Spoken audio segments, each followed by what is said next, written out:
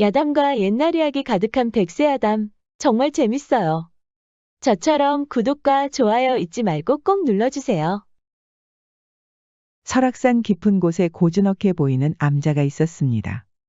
이곳에는 만석이라는 젊은 남자가 부처님의 가르침을 받고 있었지요. 그러던 어느 날 큰 스님을 따라 한 여인이 찾아온 것이었습니다. 스님들만 있는 이곳에 예쁜 여인이 찾아오다니 만석이는 가슴이 심하게 뛰는 것이었습니다. 우연치 않게 여인과 눈까지 마주치니 얼굴이 화끈 달아오르는 것이었지요. 아랫마을에 사는 화정이라는 여인이라네. 자네도 알고 있는가? 황씨, 영감네 집에 들어간 첩실이라고 하더군. 그 집안 씨가 말랐다고 한동안 난리였지 않은가? 화정, 저 여인이 집안을 살릴 수 있다고 드렸는데 얼마나 고생이 많았겠는가? 그럼 지금은 왜 여기에 온 것인가? 보면 모르겠는가? 보나마나 첩실 역할을 제대로 못한 게지. 만석이의 친구는 그렇게 혀를 끌끌 차고 돌아갔습니다. 만석이는 화정이가 지나갈 때마다 몰래 고개를 돌려 쳐다보곤 하였지요. 처음에는 수줍어하는 화정이 가련해 보였답니다. 그런데 언제부턴가 화정이도 천천히 고개를 돌리며 만석이를 쳐다보는 것이었습니다. 만석이는 놀라서 서둘러 방으로 뛰어들어갔지요. 갑자기 저렇게 쳐다보다니. 심장이 다 터질 것만 같구나. 생각해보면 기회가 될 때마다 쳐다본 건 만석이었습니다. 화정이는 그런 만석이가 이상해서 쳐다본 것일 수도 있지요. 부처님의 가르침이 역시 부족하였구나. 기회가 된다면 꼭 용서를 빌어야겠다. 만석이는 그렇게 하루 종일 부처님의 가르침에 열중하였답니다. 하지만 만석이는 해만 떨어지면 화정이 있는 방을 지나다녔습니다. 처음에는 소피가 마려웠지만 화정이 있는 방이라는 것을 의식하고 계속 밖을 나오는 것이었지요. 친구에게는 산책을 한다고 핑계를 대곤 하였습니다. 화정이의 얼굴은 볼 수 없었지만 문으로 비치는 화정이의 모습은 너무나 아름다운 것이었습니다. 그럴 때마다 만석이는 부처님에게 죄를 짓는 것 같았지만 화정이 자꾸 생각나는 건 어쩔 수 없었지요. 그러던 어느 날이었습니다. 만석이 폭포 앞에서 수양 중이었지요. 그러다 멀지 않은 곳에서 여인의 웃음소리가 들리는 것이었습니다. 만석은 감았던 눈을 뜨고 조심스럽게 소리가 나는 곳으로 가보았습니다. 그런데 그곳에 다름 아닌 화정이 있는 것이었지요. 화정이 목욕을 하다가 무슨 일이 생각이 나는지 자꾸 웃는 것이었습니다. 처음 절에 올 때만 해도 얼굴에 그늘이 가득했는데 저렇게 환하게 웃고 있는 모습을 보고 있으니 만석이도 기분이 좋아지는 것이었습니다. 그러다 그만 만석이가 들키고 말았습니다. 거기 누구요? 낭자, 부디 저를 용서하시오. 앞에서 수양 중이다가 소리가 나서 그만. 만석 스님이 아니십니까? 제가 오히려 수양을 방해한 것 같아 송구합니다. 그렇지 않습니다. 수양을 하다 잡생각을 한 건 저입니다. 부디 용서하소서. 만석이는 그렇게 절로 돌아왔지만 화정이 생각에 잠을 이루지 못했습니다. 어떻게든 잠에 빠지면 꿈에 화정이가 나오는 것이었지요. 만석아, 그러지 말고 이리로 와. 너 자꾸 장난치면 가만히 안 둘 거야, 화정아. 꿈에서 깨어난 만석이는 소스라치게 놀랐습니다. 세상에 이게 무슨 불경이란 말인가. 다른 사람도 아니고 화정낭자와 서로 말을 놓으며 장난을 치다니. 사실 만석이는 부처님의 가르침을 오랫동안 받으며 지쳐가고 있었습니다. 여성의 따스한 온기가 절실히 필요한 것이었지요. 그러다 화정이 절에 들어오면서 잡생각도 많아진 것이었습니다. 부처님의 가르침이 역시 부족하구나. 만석이는 다음 날부터 다시 부처님의 가르침에 매진하였습니다. 큰 스님은 그런 만석이의 사정도 모르니 기특하기만 하였지요. 만석이는 한참 부처님의 가르침을 받고 엄숙한 자세를 취하고 있었습니다. 부엌에서 밥을 지을 때도 마찬가지였지요. 그런데 그때 화정이 부엌으로 들어오는 것이었습니다. 만석 스님, 밥 지으세요. 만석이는 화정이를 보는 순간 부처님의 가르침은 온데간데 없어졌습니다. 만석 스님, 밥 잘 지으세요. 화정이의 다정한 목소리에 취하여 부처님이 뭘 알려줬는지 까마득히 잊어버리는 것이었지요. 그야 부엌것 생활이 얼마인데요. 제가 지은 밥은 큰 스님도 당해내지 못합니다. 만석은 수줍게 웃었습니다. 그런데 화정이 갑자기 만석이의 얼굴을 뚫어지게 쳐다보는 것이었습니다. 만석은 심장과 몸까지 얼어버렸지요. 전에 폭포 앞에서는 송구하였습니다. 아닙니다, 낭자. 제 수양이 부족한 탓입니다. 그런데 만석 스님이 있으셔서 참 다행이라는 생각이 들었습니다. 만석이는 깜짝 놀랐지요. 그게 무슨 말씀입니까, 낭자? 다른 사람이 아니라 만석 스님이 봐주셔서 좋았거든요. 그러면서 만석이의 손을 따뜻하게 잡아주는 것이었습니다. 만석이는 처음으로 얼굴이 새빨개진 것이었지요. 만석이도 천천히 화정이의 얼굴을 훑어보았습니다. 정말 아름다운 얼굴이었습니다. 하지만 때마침 친구의 기척이 들려서 잡던 손을 놓을 수밖에 없었습니다. 만석이는 처음으로 친구가 원망스러웠습니다. 이복에 되도록 화정 낭자와 말을 섞지 않는 것이 좋아. 그게 무슨 말인가? 이 친구가 이렇게 세상 물정에 어두워서야 화정 낭자가 첩실 역할을 못해서 이곳까지 온 게 아닌가. 그게 어쨌다는 건가? 이 사람이 참 이렇게 순진해서야 황씨, 영감이 화정 낭자를 계속 주시하고 있다 이 말일세. 그게 무슨 말인가? 이제 황씨 영감과 상관없는 게 아닌가? 황씨, 영감이 소문이 날까 두려운 게 아닌가. 나름 양반이라고 체면을 중요하게 여기는 게지. 그럼 자네 말은 황씨 영감이 화정 낭자를 감시라도 한다는 겐가? 자네 아직 눈치 못 챘구먼. 화정 낭자 주변으로 수상한 사내들을 보지 못했는가. 만석이는 놀라서 부엌 주변을 두리번거렸지요. 만석이 친구는 웃음이 터졌습니다. 이 순진한 친구 말이야. 그놈들을 찾을 거면 밖으로 나가야지. 하여튼 겁은 많아가지고. 만석이는 삐친 얼굴로 부엌을 지키고 있었습니다. 친구가 나간 이후에는 조심스럽게 밖을 나왔지요.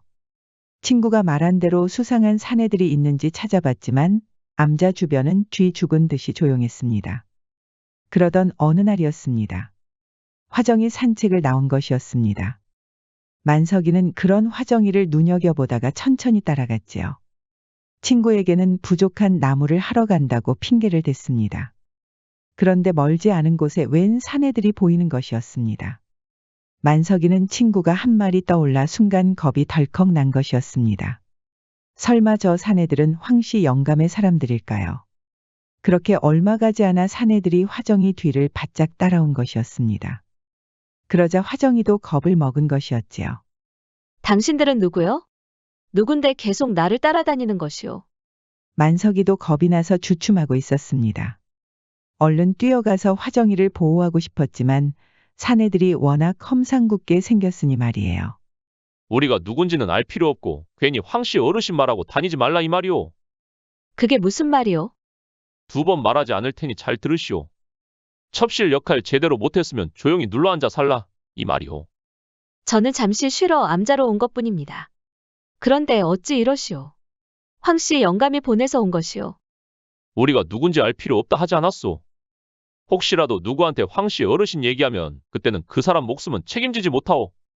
뒤에서 엿듣던 만석이는 식은땀이 흘렀습니다. 친구가 한 말이 모두 사실인 것이었지요. 그런데 사내들 중에 한 사람이 화정이에게 다가가는 것이었습니다. 한 걸음만 오면 소리칠 것이오. 여기는 암자 달랑 하나 있을 뿐인데 누가 오겠소. 그러지 말고 우리 심심한 사내들을 위해 그 따스한 손길을 내어주지 않겠소. 그러자 만석이는 죽을 힘을 다해 화정이에게 달려갔습니다. 사내들은 갑자기 스님이 달려드니 적잖이 당황한 것이었지요. 이게 무슨 짓들이요? 당장 물러나지 않으면 큰 스님에게 모두 말하겠소.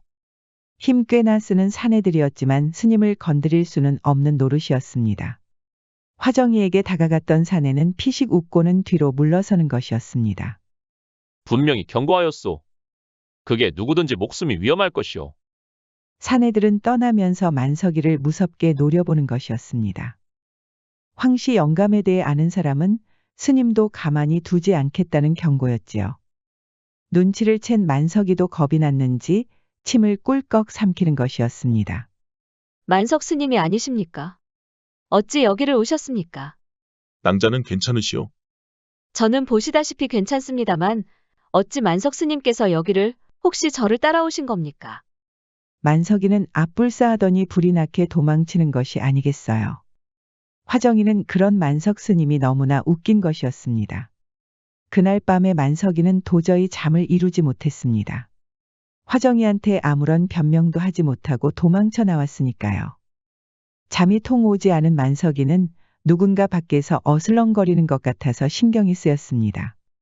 괜히 이마에 땀이 줄줄 흐르는 것이었지요. 혹시나 그 무서운 사내들이 쳐들어온 것은 아닌지 두려운 것이었습니다. 만석이는 조심히 일어나서 문을 열어보았습니다. 그런데 세상에 화정이 서 있는 것이 아니겠어요. 만석은 돌부처처럼 굳어버렸고 화정이 조심스럽게 방으로 들어오는 것이었습니다. 낭자가 여기에 무슨 일로 오셨습니까? 만석 스님이 걱정이 돼서 이렇게 왔습니다. 아까 전에 아무런 말씀도 안 하시고 가셔서. 만석이는 얼굴이 화끈 달아올랐지요. 송구합니다, 낭자. 일부러 따라간 것은 아닙니다. 저 역시 주변에서 황씨 영감에 대해서 들은 바가 있어서요. 역시 그러셨군요. 사실 절에 들어올 때부터 황씨 영감의 사람들이 따라올 줄 알았습니다. 이제는 황씨 영감의 첩실이 아니지 않습니까? 그런데 어찌 낭자를 감시하는 겁니까? 그야 체면 때문이 아니겠습니까? 황씨 영감이 다정할 때는 참 좋은데 질투심과 의심이 워낙 많으셔서 괴팍하기도 했답니다. 이렇게 절에 들어온 것도 황씨 영감 성격 때문이었죠. 절에서는 아무래도 떠드는 입이 적으니까요. 만석이는 그제야 화정이의 심정을 이해할 수 있었습니다. 그런데 화정이는 만석이를 유심히 보더니 미소를 짓는 것이었습니다. 그래도 만석 스님이 계셔서 모처럼 기분이 좋아졌습니다. 그게 무슨 말씀입니까? 사실 처음 여기 올 때부터 만석 스님이 눈에 띄지 뭡니까? 제가요? 어찌 그렇습니까? 저를 계속 쳐다보셨잖아요. 물론 저와 같은 여인이 암자에 오는 게 흔한 일은 아닙니다만 저에게 마음을 쓰시는 것 같아 기분이 좋았습니다. 폭포에서 목욕을 할 때 갑자기 스님 생각이 나서 웃어버렸지 뭐예요. 만석이가 화정이의 웃음소리에 끌렸던 이유가 있었지요. 그런데 하필 만석 스님이 그때 나타나실 줄은 꿈에도 몰랐습니다. 그러면서 화정이 수줍게 웃는 것이었습니다. 만석이 역시 얼굴이 뜨겁게 달아오르는 것이었지요. 만석 스님, 송구하오나 부탁 하나 드려도 될런지요? 말씀하십시오. 부처님의 가르침을 받는다고 왔으나 밤만 되면 한 송이의 벚꽃처럼 외롭기 그지없습니다. 시간이 되신다면 조용히 스님을 뵙고 싶습니다. 덕담을 듣고 싶은데 괜찮습니까? 만석이는 깜짝 놀랐지요. 화정이는 지금 몰래 밤마다 만석이를 만나고 싶다는 것이었습니다. 만석이는 들끓는 애정을 감당하기가 힘들었지요. 당장이라도 화정이를 품에 안기고 싶었답니다. 그럼 허락하신 것으로 알고 가보겠습니다, 스님. 화정이는 그렇게 떠났고 만석이는 넋을 놓고 문 앞에 앉아 있었습니다. 오늘따라 선선한 바람이 만석이의 머리를 개운하게 만드는 것이었지요. 그날 이후로 만석이는 오직 해가 떨어지기를 기다렸습니다. 부엌에서 밥을 지을 때도 화정이 얼굴이 자꾸 아른거리는 것이었습니다. 만석이는 밤이 되자 천천히 방을 나왔습니다. 그리고는 주변을 두리번거리더니 화정의 방까지 찾아왔지요. 문에 비친 화정의 그림자만 봐도 심장이 두근거렸습니다. 만석이는 화정의 방에 들어가기 전에 부처님께 용서를 구하였지요. 낭자, 이렇게 들어오면 안 된다는 것을 알고도 죽을 죄를 지었습니다. 어찌 이러십니까, 스님? 저는 스님께서 찾아주셔서 너무나 감복할 따름입니다. 그러니 부디 저에게 용서를 구하지 마셔요. 만석이는 결국 화정을 끌어안았답니다. 이런 불경이 있을까 싶어 눈물이 나는 것 같았습니다. 하지만 화정이를 품지 않으면 도저히 살아갈 수 없을 것 같았습니다. 그렇게 밤을 보낸 만석이는 죄책감에 빠져서 더는 암자에 있을 수가 없었지요. 화정이도 만석이의 마음을 알고 이렇게 말하였습니다. 우리 여기서 벗어나서 살아요. 황씨 영감 사람들에게 감시받는 것도 이제는 지쳤습니다. 저 역시 더는 못 버티겠습니다. 저는 이미 큰 스님을 볼 면목이 없습니다. 같이 여기를 떠납시다. 같이 떠나는 것은 아무래도 무리입니다, 스님. 황씨 영감 사람들한테 걸리면 스님도 무사하지 못하니까요. 그러니 제가 먼저 떠난 다음에 스님께서 그 뒤를 따라오시지요. 만석이와 화정이는 암자에서 멀리 떨어진 초가집에서 만나기로 했습니다. 둘이 함께 있으면 더 위험할 수도 있으니까요. 해가 떨어지자 화정이 먼저 짐을 챙기고 떠났습니다. 만석이는 해가 뜨면 곧장 따라갈 작정이었습니다. 그런데 일어나 보니 맑은 하늘에 갑자기 눈이 내리는 것이었습니다. 겨울이 오기도 전에 눈이 내리는 건 아무래도 이상했지요. 하지만 만석이는 화정이 기다리고 있다는 생각에 날씨 생각은 전혀 하지 못했습니다. 급하게 승낭을 메고 걸음을 서둘렀지요. 만석이는 숲속을 지나갈 무렵에 하늘을 쳐다보았습니다. 생각보다 눈이 많이 오는구나. 눈은 계속 쌓이면서 만석이의 눈까지 가리는 것이었습니다. 나중에는 눈이 첩첩이 쌓여서 제대로 걸을 수 없을 정도였지요. 만석이는 그제야 눈이 내리는 게 심상치 않았습니다. 이게 무슨 일이란 말인가? 어찌 이렇게 눈이 많이 내린단 말이냐? 만석이는 서둘러 발걸음을 옮겼지만 눈은 쉴 새 없이 내렸습니다. 좀처럼 멈추지 않을 것 같던 눈은 이제 폭설처럼 쏟아지는 것이었지요. 결국 만석이는 산길을 내려가다가 미끄러졌고 머리를 다치면서 정신을 잃었답니다. 만석이는 화정이를 부르며 깨어났습니다. 이복에 정신이 좀 드는가? 만석이는 어리둥절하였습니다. 이 사람아, 어디를 그리 급하게 갔단 말인가? 지금 밖은 폭설로 난리도 아닐세. 만석이는 얼른 문부터 열어젖혔습니다. 친구가 말한 대로 폭설로 세상이 모두 하얀 것이었습니다. 만석이는 화정이를 부르며 나가려고 하였습니다. 이복에, 지금 제정신인가? 자네 머리를 다쳐서 좀 쉬어야 한단 말일세. 지나가는 나그네가 자네를 발견했으니 망정이지. 화정 낭자를 만나러 가야 하네. 아니지, 화정 낭자를 구하러 가야 해. 그게 무슨 말인가? 화정 낭자가 어디 있다고 그러는 건가? 사정을 들은 친구는 혀를 끌끌 찼습니다. 이 친구 정말 순진하구먼. 화정 낭자가 그 초가집에 계속 있겠는가? 이런 폭설이라면 벌써 마을로 떠났을 게야. 게다가 자네는 폭설 때문에 거기로 가지도 못해. 만석이는 고개를 들 수가 없었습니다. 하지만 만석이의 친구는 모두 이해할 수 있었지요. 큰 스님한테는 아무 말도 안 날 테니까 걱정 말게나. 그것보다 마음이나 추스르게. 여인을 품었으니 부처님 말씀이 귀에 들어올 리가 있겠는가. 만석이는 폭설이 그치자 바로 초가집으로 향했습니다. 초가집에는 아무도 없었지만 작은 종이 조각이 있었습니다. 스님의 은덕으로 조용히 저를 떠날 수 있었습니다. 저 역시 스님처럼 마음을 흘리면 안 되는 것인데 정말 죽을 죄를 지었습니다. 저는 멀리 떨어진 곳에서 터전을 다시 마련하도록 하겠습니다. 스님 꼭 성불하셔요. 만석이는 눈물을 머금고 종이 조각을 움켜쥐는 것이었습니다. 내가 어리석게도 불경을 하였구나. 만석이는 다시 수행에 매진하였습니다. 큰 스님은 역시 그런 사정도 모르고 만석이를 기특히 여기는 것이었지요. 그러던 어느 날이었습니다. 만석이가 길거리를 걷는 중에 쓰러져 있는 아이를 발견한 것이었습니다. 사람들은 모두 아이를 보고 수군거리고 있었지요. 알고 보니 아이의 엄마가 암자에 가려고 했다는 것입니다. 아이와 함께 부처님의 가르침을 받는다는 것이었지요.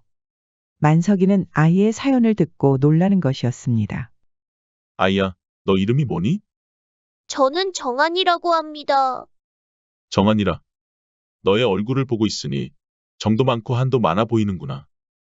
그거 참 신기하구나. 어머니는 어디 계시니? 어머니는 돌아가셨습니다. 만석이는 아이의 슬픈 눈 때문에 더는 물어보지 못하였습니다. 어머니를 따라 암자로 가려고 했다고 하였지. 이 스님을 믿고 따라오면 부처님에게 큰 가르침을 받을 수 있을 것이다. 따라오겠느냐? 맛있는 것도 많이 주시나요? 만석이는 모처럼 웃을 수 있었습니다. 그동안 수행을 하느라 심신이 지친 상태였는데 이렇게 순박한 아이를 보고 있자니 마음이 다 편안해지는 것이었습니다. 그렇게 아이는 만석이를 따라 동자가 되었습니다. 정한이는 한참 호기심이 많은 나이였지요. 사실 부처님의 가르침보다는 암자를 돌아다니는 강아지에게 더 관심이 많았습니다.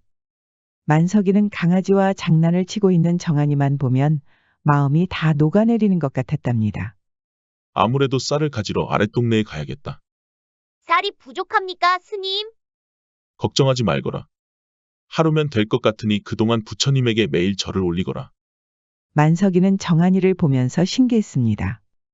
이상하게 정한이가 만석이의 아들 같았지요. 처음부터 나무아미타불도 잘하더니 언젠가는 만석이를 아버지처럼 따르는 것이었습니다. 그럴 때마다 만석이는 정한이를 더 엄격하게 키웠지요.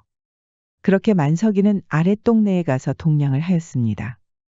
인심 좋은 동네는 만석이에게 부담 없이 쌀을 나눠주었습니다. 암자로 떠날 때는 시장에 들러 쌀튀밥과 조청 튀밥을 사는 것이었지요.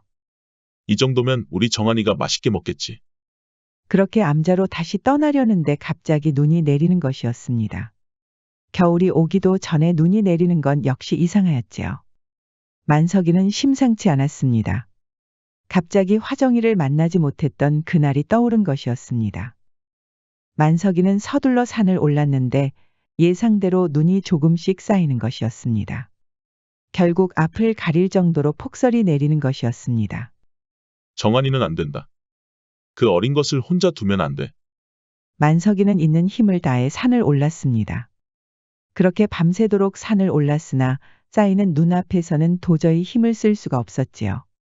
그러다 발을 헛디뎌 머리를 다치고 말았습니다.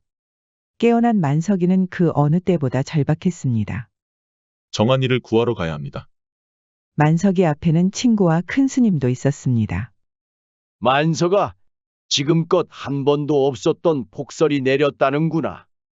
아무리 가고 싶어도 암자까지 갈 방도가 없단 말이다. 큰 스님 말씀이 옳아. 지금 폭설은 도저히 멈출 기미가 보이지 않는다네. 하지만 정한이를 구하러 가야 합니다. 그 어린 것이 혼자 있습니다. 쌀도 없어서 먹을 것도 없단 말입니다. 만석이가 특별히 슬픈 이유는 따로 있었습니다. 아무리 봐도 정한이가 자기 아들 같았지요. 만일 화정이와 만나서 오순도순 살았다면 정한이처럼 어여쁜 아들을 낳을 수도 있었으니까요. 어쩌면 화정이와 이루지 못한 인연을 정한이가 이어가는 게 아니었을까요? 폭설은 큰 스님 말씀대로 멈출 기미가 보이지 않았습니다. 그렇게 기나긴 겨울이 끝나고 봄이 시작됐습니다. 만석이는 그동안 정한이 생각에 마음이 타들어갔습니다. 음식도 입에 들어가지 않아서 수행을 할 때마다 더 심신이 지쳤지요. 폐인이 다 된 만석이를 돌봐준 사람은 친구밖에 없었습니다. 봄이 되고 눈이 모두 녹았습니다. 만석이는 바로 암자로 향했습니다. 친구와 큰 스님도 뒤를 따랐습니다.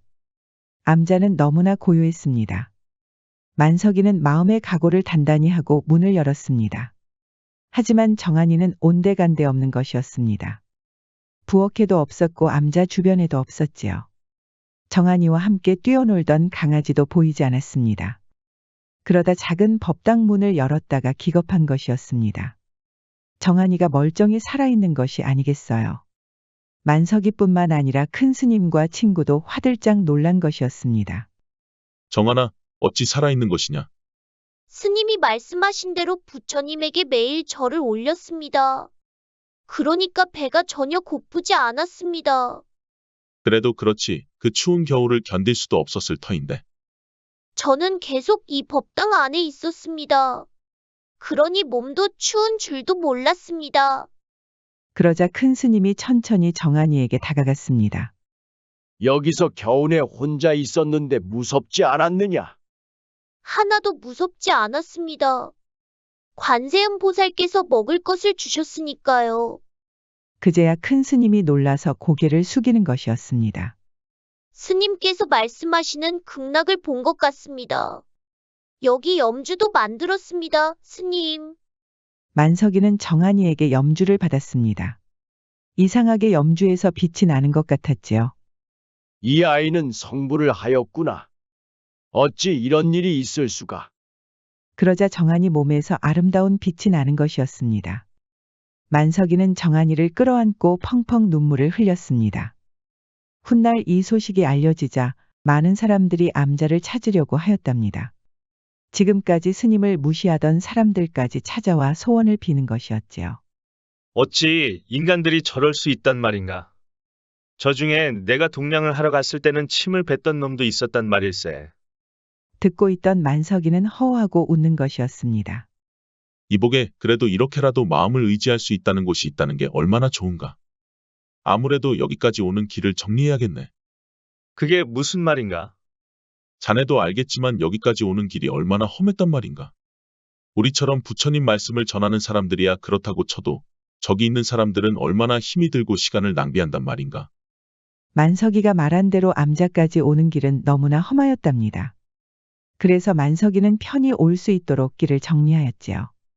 그런데 훗날 이곳을 오는 사람들의 감정은 조금씩 무뎌졌다고 합니다.